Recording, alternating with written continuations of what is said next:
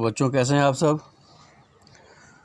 अभी जो कक्षा लेने जा रहा हूँ वह शास्त्रीय द्वितीय खंड की है और इस कक्षा के अंतर्गत हम वाक्य संशोधन पढ़ रहे हैं। कल हमने वाक्य संशोधन के ऊपर कुछ चर्चा की थी और इसके अंतर्गत हमने ये समझा था कि वाक्य संशोधन को या एक शुद्ध वाक्य लिखने के लिए हमें 3 प्रक्रियाओं से गुजरना होता है। 3 नियम उसके होते हैं।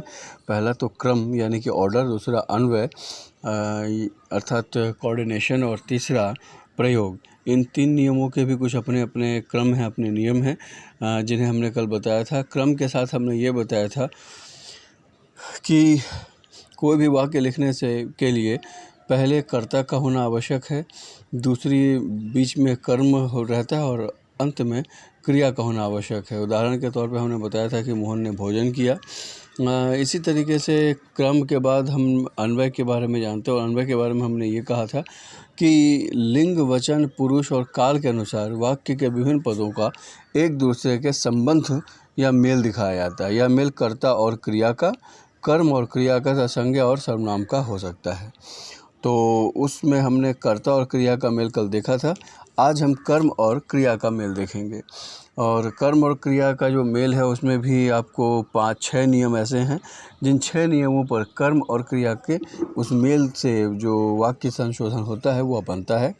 तो गौर कीजिए कि पहला नियम है, यदि वाक्य में कर्ता का ने विभक्ति से युक्त हो। फिर से सुन लीजिए कि यदि वाक्य कर्ता ने विभक्ति से युक्त हो और कर्म की को विभक्ति न हो तो उसकी क्रिया कर्म के लिंग, वचन और पुरुष के अनुसार होती है। जैसे आशा ने पुस्तक पढ़ी, हमने लड़ाई जीती, उसने गाली दी, मैंने रुपए दिए, तुमने क्षमा मांगी। दूसरा है कि यदि कर्ता और कर्म दोनों विभक्ति चिन्हों से युक्त हों तो क्रिया सदा एक वचन, पुल्लिंग और अन्य पुरुष में होगी। जैसे मैंने कृष्ण को बुलाया, तुमने उसे देखा, स्त्रियों ने पुरुषों को ध्यान से देखा। यदि कर्ता को प्रत्यय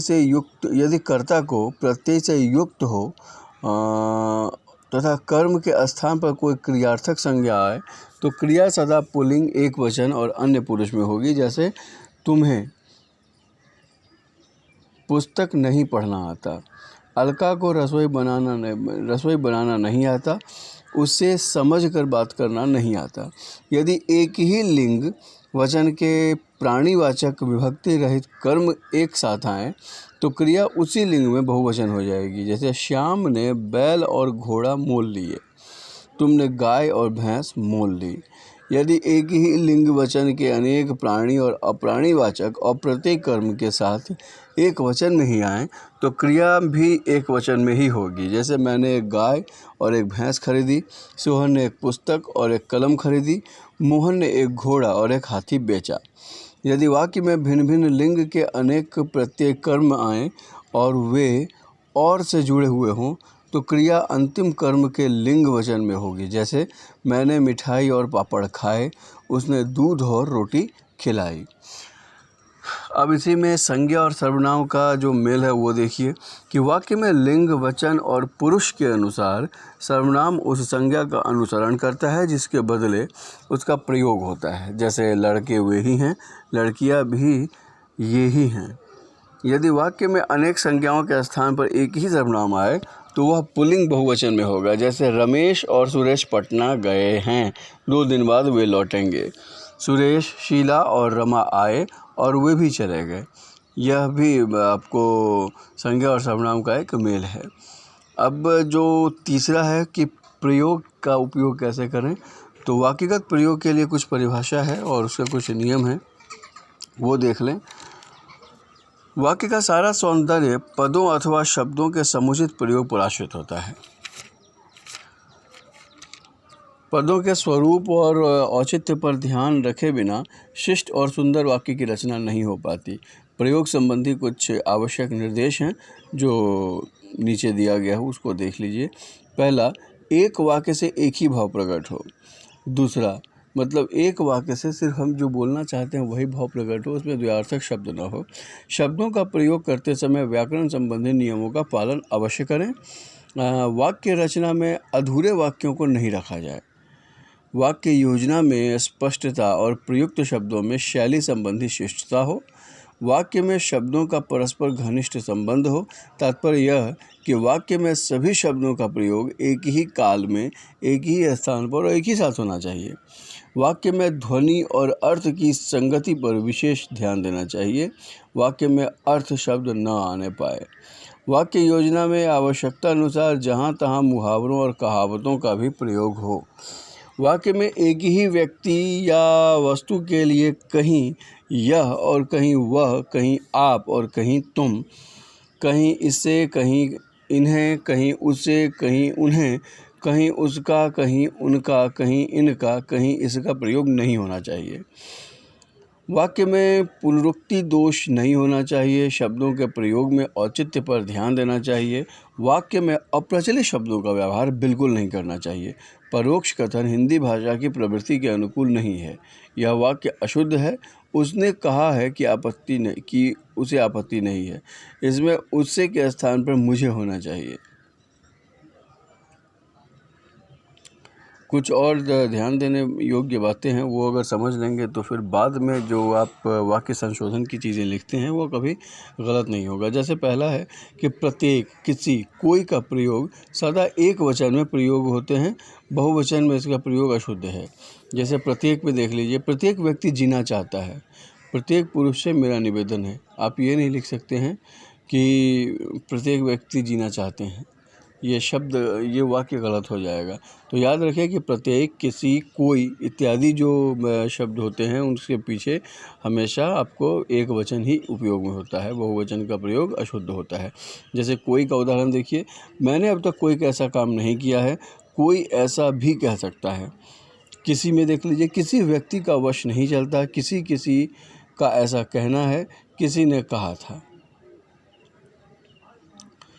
इसमें एक ध्यान देने वाली बात ये भी है कि कोई और किसी के साथ भी का प्रयोग अशुद्ध है। जैसे कोई भी होगा तब काम चल जाएगा, यहाँ भी अनावश्यक है। कोई कोपी का तद्भव है। कोई और किसी में भी का भाव वर्तमान है। दूसरा देखिए, द्वारा का प्रयोग। तो किसी व्यक्ति के माध्यम से जब कोई काम होता है तब संज्ञा के बाद द्वारा का प्रयोग किया जाता है। फिर से समझिए कि किसी व्यक्ति के माध्यम से जब कोई काम पूरा होता है तो संज्ञा के बाद द्वारा का प्रयोग किया जाता है। वस्तु के बाद से लगता है। जैसे सुरेश द्वारा यह कार्य संपन्न हुआ। युद्ध से देश पर संकट छाता है। सब और लोग का प्रयोग। सामान्यतः दोनों बहुवचन हैं, पर कभी कभी सब का समुच्चय रूप एक वचन में भी प्रयुक्त होता है। जैसे तुम्हारा सब काम गलत होता है। यदि काम की अधिकता का बोध हो तो सब का प्रयोग बहुवचन में होगा। जैसे सब यही कहते हैं। हिंदी में सब समुच्चय और संख्या दोनों का बोध होता है, बोध कराता है। लोग सदा बहुवचन में के लिए प्रयोग होता है। जैसे लोग अंधे नहीं हैं, लोग ठीक ही कहते हैं। कभी कभी सब लोग का प्रयोग भी बहुवचन में होता है। लोग के कहने से क्या होता है? व्यक्तियों का और सब लोग कहने से अनगिनत और अधिक व्यक्तियों का बोध होता है। सब लोगों का ऐसा विचार है। सब लोग कहते हैं कि गांधी जी महापुरुष थे। चौथा जो नियम है वो यह है कि व्यक्तिवाचक संज्ञा और क्रिया का मेल होना चाहिए। यदि व्यक्तिवाचक संज्ञा करता है तो उसके लिंग और वचन के अनुसार ही लिंग और वचन होंगे। जैसे काशी सदा भारतीय संस्कृति का केंद्र रही है। यहाँ कर्ता जो है वह स्त्रीलिंग है। इसीलिए जो आखिरी जो क्रिया के लिंग होंगे वो और वचन होंगे वो भी स्त्रीलिंग ही होंगे। पहले कलकत्ता भारत की राजधानी था। यहाँ कलकत्ता जो है वह पुल्लिंग है।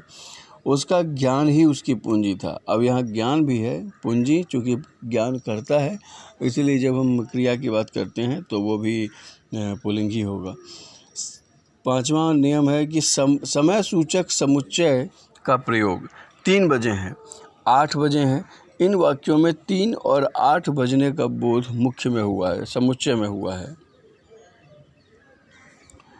उसके बाद है मैं और ऊपर का प्रयोग। ऊपर और पर व्यक्ति और वस्तु दोनों के साथ प्रयुक्त होते हैं, किंतु पर सामान्य ऊंचाई का और ऊपर किसी विशेष ऊंचाई का बोध होता है। पहाड़ के ऊपर एक मंदिर है। इस विभाग में मैं सबसे ऊपर हूँ। हिंदी में ऊपर की अपेक्षा पर का व्यवहार अधिक होता है। मुझ पर कृपा करो। छत पर बैठे लोग गोप पर अभियोग है। मुझ पर तुम्हारे एहसान हैं। 7वां नियम है कि बाद और पीछे का प्रयोग। यदि काल का अंतर बताना हो तो बाद का, और यदि स्थान का अंतर सूचित करना हो तो पीछे का प्रयोग होता है। जैसे उसके बाद वह आया, यहाँ काल का अंतर है। मेरे बाद इसका नंबर आएगा, यहाँ भी काल का अंतर है। उसका घर पीछे छूट गया, यहाँ पर स्थान का अंतर है। गाड़ी पीछे छूट रह गई, स्थान का अंतर है। मैं उससे बहुत पीछे हूँ, यहाँ भी स्थान का अंतर है। तो जो कहा काल और स्थान के अंतर को जो दिखाएगा उसे भी वाक्य संशोधन के अंतर्गत लिया जा सकता है। नए, नई, नए, नई का शुद्ध प्रयोग। जिस शब्द का अंतिम वर्ण या है उसका बहुवचन ये होगा। नया मूल शब्द है, इसके बहुवचन नए स्त्रीलिंग में होंगे। गए, गई, गई का शुद्ध प्रयोग। मूल शब्द गया है। ऊपर लिखित नियम के अनुसार गया का बहुवचन गए और स्त्रीलिंग गई होगा। हुए, हुई, हुई, हुए का शुद्ध प्रयोग। मूल शब्द हुआ है एक वचन में, इसका बहुवचन हुए होगा, हुए नहीं होगा। हुए का स्त्रीलिंग हुई होगा, हुई नहीं होगा। किए, किए का शुद्ध प्रयोग। किया मूल शब्द है, इसलिए इसका बहुवचन किए होगा। लिए, लिए का शुद्ध प्रयोग। दोनों शुद्ध रूप हैं, किंतु जहाँ अव्यय व्यवहृत होता है होगा वहाँ लिए आएगा। जैसे मेरे लिए उसने जान दी। क्रिया के अर्थ में लिए का प्रयोग होगा क्योंकि इसका मूल शब्द लिया है। चाहिए, चाहिए का शुद्ध प्रयोग। चाहिए अव्यय है, अव्यय विकृत नहीं होता, इसलिए चाहिए का प्रयोग शुद्ध है। इसीलिए के साथ भी यही बात है। तो कुल मिला के वाक्य संशोधन के लिए इतने सारे नियम हैं और इन नियमों पर ही हमारे जो हिंदी व्याकरण के कुछ वाक्य हैं वो चलते हैं। कुछ वाक्य मैं आपको बताना चाहूँगा। वैसे ये वाक्य 2-3 दिन चलेंगे, तो मैं आपको आज 10 वाक्य ऐसे बताता हूँ जो एक तो अशुद्ध है, वो शुद्ध कैसे हो सकता है।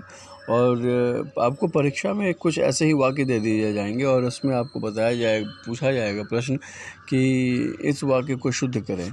तो कुछ अशुद्ध वाक्य दे दिए जाएंगे, उसमें आपको शुद्ध करना होगा। तो मैं से कुछ अशुद्ध वाक्य बताता हूँ और उसके फिर शुद्ध उसका उत्तर क्या होगा वो समझिए। पहला है, बंदूक एक बहुत उपयोगी शस्त्र है। अब यहाँ पे शस्त्र ये बंदूक नहीं है, तो यहाँ जिसका शुद्ध रूप होगा, बंदूक एक बहुत ही उपयोगी अस्त्र है। श्री कृष्ण के अनेकों नाम हैं। यहाँ जो गलत है वो आप खुद समझ सकते हैं कि बहुवचन अनेक स्वयं है, तो यहाँ पे अनेकों नहीं होगा, इसलिए इसका शुद्ध रूप होगा, कृष्ण के अनेक नाम हैं। एक गाय, 2 घोड़े और 1 बकरी मैदान में चर रहे हैं। अब क्या है कि 1 गाय, 2 घोड़े, 1 बकरी अलग अलग संज्ञा एक ही साथ प्रयुक्त हो रहे हैं बहुवचन में, इसलिए चर रहे हैं नहीं होकर यह एक वचन में आ जाएगा, चर रही है। जैसे अशुद्ध रूप इसका है कि 1 गाय, 2 घोड़े, 1 बकरी मैदान में चर रहे हैं, और सही उत्तर होगा 1 गाय, 2 घोड़े, 1 बकरी मैदान में चर रही है। बाघ और बकरी एक ही घाट का पानी पीते हैं। यहाँ पे फिर यह जो लास्ट का वाक्य का जो है पद, वह आपको बहुवचन में हो जाएगा। इसका सही उत्तर होगा बाघ और बकरी एक घाट का पानी पीते हैं। कई रेलवे के कर्मचारियों की गिरफ्तारी हुई। रेलवे के कई कर्मचारियों की गिरफ्तारी हुई। मुझे संदेह है कि युद्ध 1944 के पहले बंद हो जाएगा। मैं समझता हूँ कि युद्ध 1944 के पहले बंद हो जाएगा। छात्रों ने पंडित नेहरू को अभिनंदन पत्र प्रदान किया। छात्रों ने पंडित नेहरू को अभिनंदन पत्र अर्पित किया। भारत सरकार ने श्रीमती रुक्मिणी अरुणडेल को भारत विभूषण की पदवी अर्पित की। यह शुद्ध रूप है, इसका शुद्ध रूप होगा, भारत सरकार ने श्रीमती रुक्मिणी अरुणडेल को पद्म विभूषण की पदवी प्रदान की। 9वां है, अशुद्ध रूप, शेक्सपियर के नाट्य दृश्यों का प्रयोग होना चाहिए। शेक्सपियर के नाटकों का अभिनय होना चाहिए। मैं गाने की कसरत करता हूँ, मैं गाने का रियाज़ या अभ्यास करता हूँ। तो ये कुछ ऐसे अशुद्ध शब्द थे। कल हमारी एक दिन कक्षा और चलेगी और इसमें मैं आपको कम से कम 100 ऐसे अशुद्ध वाक्य बताऊंगा जिसका शुद्ध कैसे किया जा सके। और मैं समझता हूँ कि इन्हीं 100 वाक्यों में से आपको 2-4 प्रश्न रहेंगे, 5 प्रश्न रहेंगे। ये जो आपका है वो 20 अंकों के लिए है, इसलिए इस पे आपको मेहनत थोड़ी करनी ही पड़ेगी। तब तक के लिए मुझे इजाज़त दीजिए। आपका दिन शुभ हो।